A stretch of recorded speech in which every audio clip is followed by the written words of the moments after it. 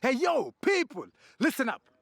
From the slopes of Mount Elgon, we brought you coffee farming.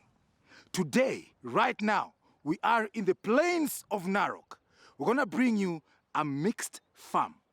This is the BASF Follow a Farmer East Africa, brought to you by, of course, BASF. My name is Papi Odek, the host with the most. Now, we are in Narok North constituency in the Narok County. Right here where we are, this is the Purko Sheep Ranch, owned by Purko Development Trust. It's a very, very, very big farm, my friend. We're gonna know more about it. We will meet the farmers who make this farm work. Follow a farmer, so that you get to understand what we mean when we say farming is the biggest job on earth. Karibu. Welcome very much. Thank you so much. Welcome. Karibu sana. Thank you very much. Yeah. So good to be here with you. Wonderful. Just tell us your name, tell us where we are, and what you do. Thank you so much. My name is Joseph Nkaiwuatei. Mimi ni mzaliwa wa Narok County, Narok North, hali hapa tuko sasa. Na mimi sio mkubwa lakini nasimamia Purko Development Trust kama Chief Executive Officer. Nimekuwa hapa sasa kwa muda wa miaka 7, huu ni mwaka wangu wa 8 kutoka 2018. Okay. Hapa tulipo sasa ni Purko Development Trust. Shamba ambalo famous linaitwa Purko Sheep Ranch. Hiyo ni jina ya kitambo. Sababu ni jina ambalo lilipatikana wakati ardhi hizi zilitengwa. Zaidi ya miaka 50 iliyopita. You know, if I am not wrong, my GHC, my history, always talked about the Maasai being from 2 communities, if I'm not wrong. There's Loita Maasai, and then there's Purko Maasai. This place is called Purko Development Trust. I don't know if you're seeing what I'm seeing, but Joseph is here, he's going to tell us. There's an aspect of a farm's history that our audience really loves. And of course, I also love it. You know, the story, what is behind Purko Ranch, Purko Development Trust. Break it down to us, give us the history, tupatie story. Thank you so much. Yes. This Purko Development Trust has a very rich history, which is pre- and post-colonial. In the very early 40s or 50s, that's what we are told by our fathers, that the colonial masters supported our forefathers to establish these lands. Very strategically positioned parcels of land. You might want to know that the very famous Masai Mara Game Reserve, yes, is a product of that concept, which is what formed where we are now. Oh, really? Masai Mara Game Reserve was famously known as Ilkeeko Orok. So these parcels of land were established within different parts of Narok County. So there was the very famous Masai Mara Game Reserve. There is the very famous Masai Mau Forest. It used to be known as the Purko Timber Cooperative Society. That's parcel number 2. Parcel number 3 is where we are now. Purko Sheep Ranch. Okay. Another parcel of interest is what we call Narosra Ranch or Narosra Holding Ground, which is 60 kilometers from Narok town towards the Loita Forest. Those ones and others that were subdivided within the times were established as properties that are going to be jointly owned by the Purko community for purposes of breeding, number 1, supporting future generational needs, and number 3, more importantly, the identity and unity of this community. Of the Purko Maasai. Purko Maasai community. Okay. Now, you talked about the Loita. The Loita, because within Narok County, we have about 7 different communities. We don't call them clans because clans are small. We have the Loita community, the very famous Naimenenkio Forest, and Ilkerin Loita Integral Project is a similar concept for the Loita community. Within Suswa, the Suswa area, you know, you pass through Suswa. There is a very famous, they call it the Suswa Kekonyege Trust. That is also land that was established within the same framework for that particular community. When you go to Transmara, we have the Keyan Ranch. Same also for the communities within Transmara, especially the Western Gishu community. Within another community called Eldamat, they had what they used to call Eldamat scheme. That was also a similar concept for that community. Okay. So all these parcels of land that are owned by the different communities that now form the larger Maasai, the larger Narok Maasai community were established for purposes of pure breeding and also establishing that time's economic activity, which was livestock. Okay. Because livestock used to leave Migoris and Kurias coming through Kilgoris. There was an Olchoro ranch that they used to have, position there for some time, graze. Then they come through Ngorkori ranch.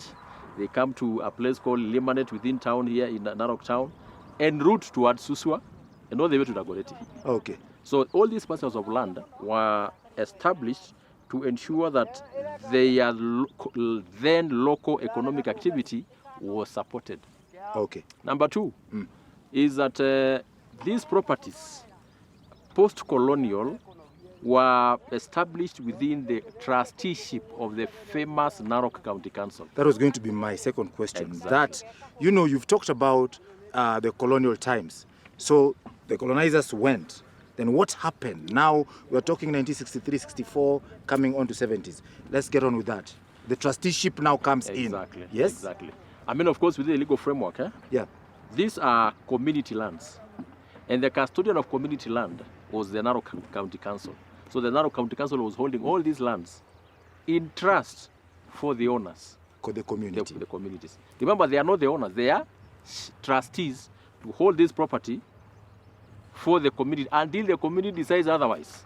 Because in the year 2000, the Purko community decided to establish the trust, now the Purko Development Trust, and the community assets, these lands that were under the trusteeship of Narok County Council were hived off now and registered now within the confines of Purko Development Trust in the year 2000. Okay, so now we come to Purko Development Trust. What is, the objective of this trust? Good. Just before we go there, Yes. it's good to know that not all these properties are under the trusteeship of the trust. Okay. Some of them, like the national resources, because of strategic importance of the things like the Masai Mara Game Reserve, they are still managed by the county.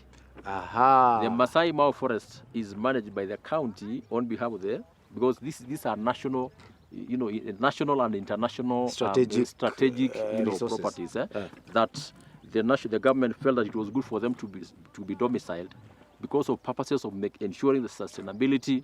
You know what was happening in the Mara Forest the other day? Yes, all this kind of trouble. Everybody was getting into...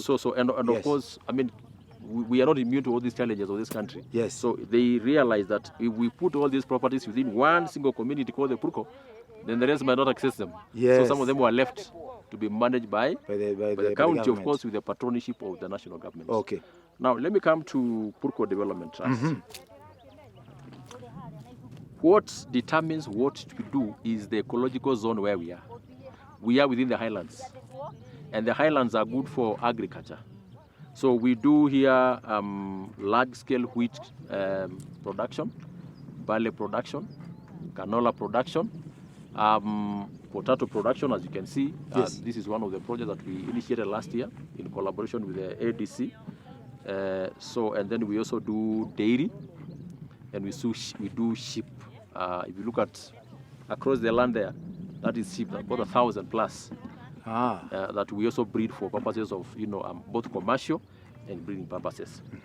Now, when the trust was registered in the year 2000, a deed was established, and a governance structure was established that has a three-tier system: a general assembly, a board of trustees, and management team.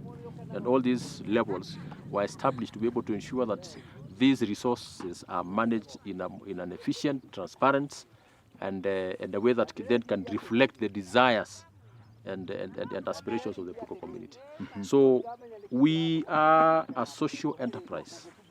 We do business for social goods. We are not necessarily a profit-making entity. Okay. Because then we don't declare shares. We are not a shareholding company. Okay. We are basically, whatever we do in this land is supposed to touch 500,000 plus residents of the Purko community. That's amazing, man. It's amazing. That's amazing. So Yeah. you've said it touches the lives of over 500,000 people. Yes. What exactly do your resources go to? Exactly. Thank Yes? you. Now, I want us to use an example of where we are. Yes. And we are in the potato farm. Absolutely. Potato farm. Yes. Now, here is the concept. Land is slowly diminishing. So is quality land. Quality land that can be used for production of seed. We have produced seed for almost every crop in this farm. We've done seed with Kenya Seed. We've done seed with EABL, East Africa Breweries. We are now doing potato seed, and I want to use this as an example. Farmers, we may not necessarily be able to give a shilling or 1,000 or 1,000,000 to every shareholder, every owner, the rightful owner of this property. The 500. The 500,000. 1,000 plus. Assume that everyone wants something. So what we do is that we establish a breeding process where everyone has access to quality seed from us. All right. All right. And this is an equalizer because if you want a bag of seed, you have it. If you want 100 of them, you have it. Whatever number you want.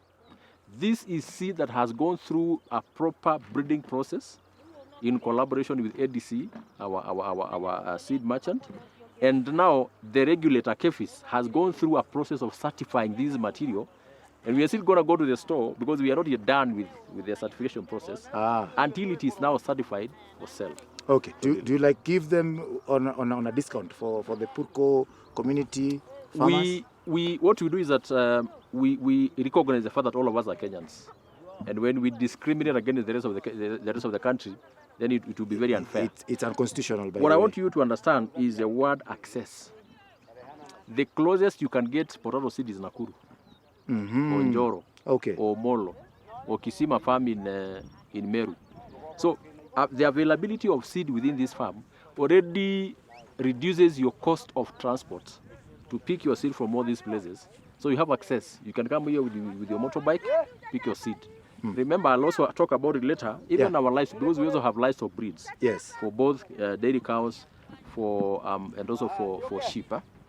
That concept of ensuring that there is constant supply of your seed material, be it seed for livestock, be it seed for these other crops, then we shall have sorted out your headache of running across the country looking for seed. You have no idea how much we are getting from this farmer. You know what? We cannot exhaust everything in this episode. Join us for the second episode, the second part of this conversation from right here at the Purko farm. Karibu sana. Don't miss. BASF. We create chemistry.